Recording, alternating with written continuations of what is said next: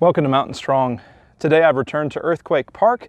I came here earlier in the year. It's now springtime, in fact late in springtime, possibly approaching summer. You can check your calendar to see when this was shot, whether or not we've crossed that boundary into summer. I'm never very aware of when that happens. I liked it the way it was in Australia, where it was divided based upon the months. But anyway, we're not debating the seasons here. We're engaging in a study of God's Word together. But anyway, that's more for me than for you. We're actually looking out on the coastal plain here. We've come away from Earthquake Park actually a little bit and gone down Knowles Coastal Trail to a beautiful lookout. Our last video was shot facing towards the north roughly, but facing towards the city of Anchorage, where I'm blessed to be able to live. And now we're facing towards the sunset, getting a beautiful picture here. We're going to be studying today together Psalm 64. Let's go ahead and read it now. Hear my voice, O God, in my complaint. Preserve my life from dread of the enemy. Hide me from the secret plots of the wicked, from the throngs of evildoers who whet their tongues like swords, who aim bitter words like arrows, shooting from ambush at the blameless, shooting at him suddenly and without fear. They hold fast to their evil purpose. They talk of lying snares secretly, thinking, who can see them? They search out injustice, saying, we have accomplished a diligent search. For the inward mind and heart of a man are deep.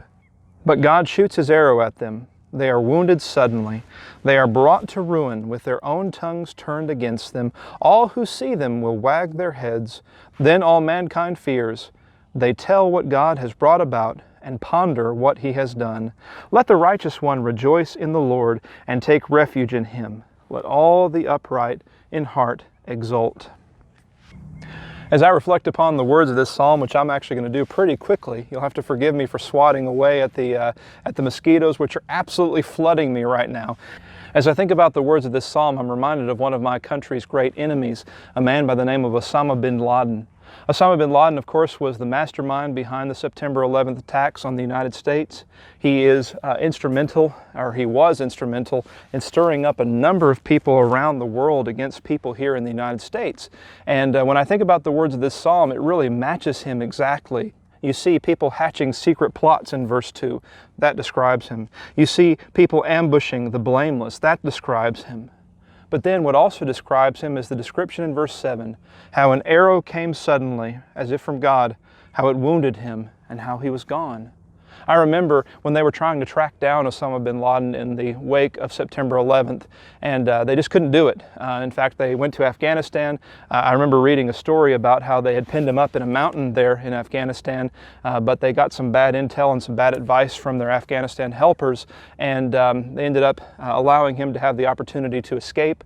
He escaped. They couldn't track him down, couldn't find him. A man who truly seemed to be invincible to the might of the American army and really the combined might of the Western world.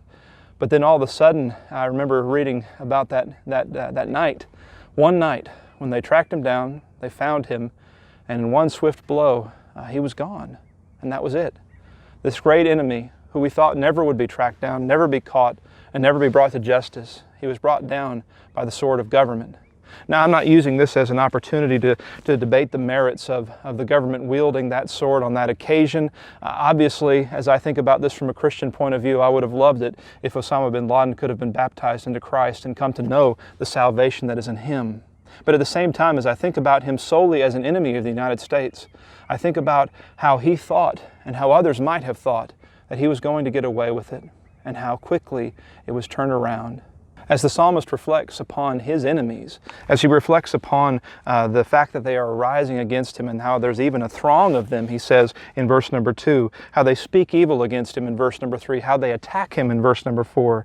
As he thinks about the depth of their being depraved in verses 5 and 6, how the evil runs deep within them, deep within the heart of man. It says the inward mind and heart of a man are deep, and the depth of these people is focused on doing evil and doing wrong. As he thinks about his enemies, he sees how quickly those who were able to do such damage and cause such fear, how quickly that was all brought to an end.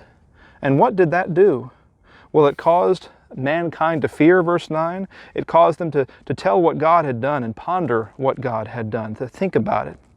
And ultimately for the righteous one to rejoice, he says in verse 10.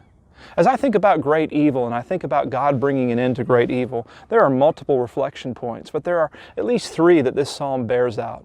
The first that it bears out there is in verse 1, that when there is evil around us, when there is great evil, what should we do? The Psalms have taught us over and over again that we should pray to God about it. We should be praying to God about it. We should be asking for God's help because He is the only one who can bring a swift end to the evils around about us. Even when government is successful in bringing justice to those who deserve it, God is the one who is said to be wielding them as a sword in Romans chapter 13 and verse 4. And so we need to pray to God when we face evil. But in verse 9, it also should promote pondering. It should promote deep thought. He says in verse 9 that those who will see this will fear. They will tell what has been brought about by God. They'll ponder what He has done. Think about it deeply. Osama bin Laden's death sadly brought upon this sort of rejoicing at someone being lost. That's not the proper perspective from the standpoint of a New Testament Christian. The proper perspective is, I don't want to go down that path. I don't want to be like him because look how quickly he was brought to an end. In one night he was gone. And now he has to meet his Maker, answering for all the terrible things that he has done in life. It should, as we think about this psalm, the cycle of evil, it should promote prayer, it should promote pondering, but finally, it should promote praise.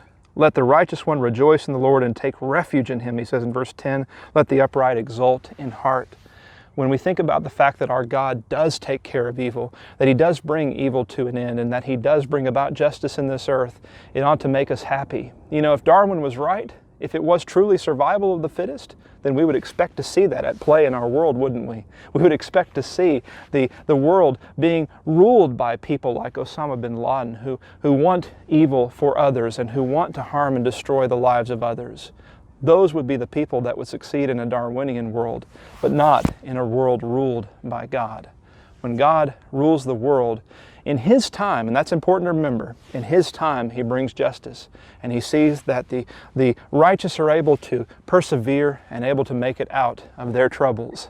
I thank you so much for your attention. Again, I'm sorry for all the swatting, but I hope that God will bless you, and I hope that as you reflect upon the cycle of evil, that you will pray, that you will ponder, and that you will ultimately come to praise our God. May God bless you today.